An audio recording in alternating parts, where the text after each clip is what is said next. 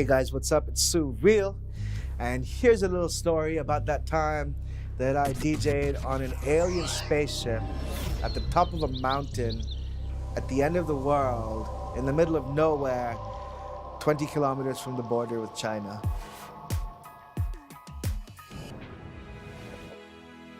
It was the year 2015. So my manager at the time called me with this offer for this gig at Tawang Festival. Tawang is about 20 kilometers from the China border. So I was flying out of Delhi early morning, land in Guwahati. So we were told it was going to be like a few hours drive. But then this driver starts telling us that, nahi bhai sahab, it's like 2 days. There was no turning back now, we're already there. So driving out of Guwahati, the weather was clear, sun was shining. But as we started, reaching the hills, soon it started raining. The roads are turning to mud. And what was creepy was that like every couple of hours, you would drive by an accident that had like recently happened. Driving into Tawang, it kind of felt like when you're driving into like a little town on a hillside.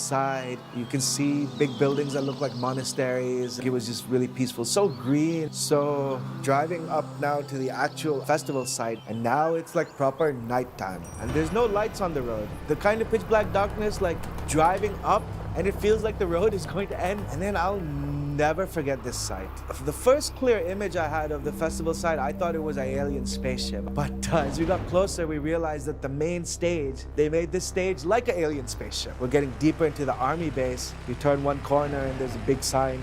Another sign, warning, landmine testing. And that's where I started to get a little concerned, but all the festival organizers told me that in the famous Indo-China war, back in the days, the war was like waged there. And sure enough, once we got to the festival site, there were remnants of that war there. And that's where we were supposed to bunk for the night. It was the end of the first day of the festival and counted about 40-something people, but that was all of us. It really did not seem like a single ticket buyer was there.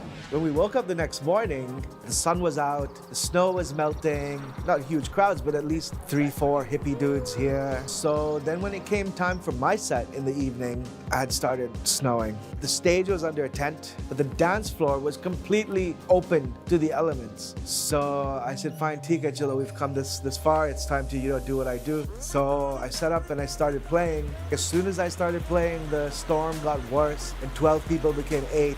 8 became like 5. There was a tarp on top of this stage, the tent, that like ripped open. A lot of the water that had been collecting on top just came.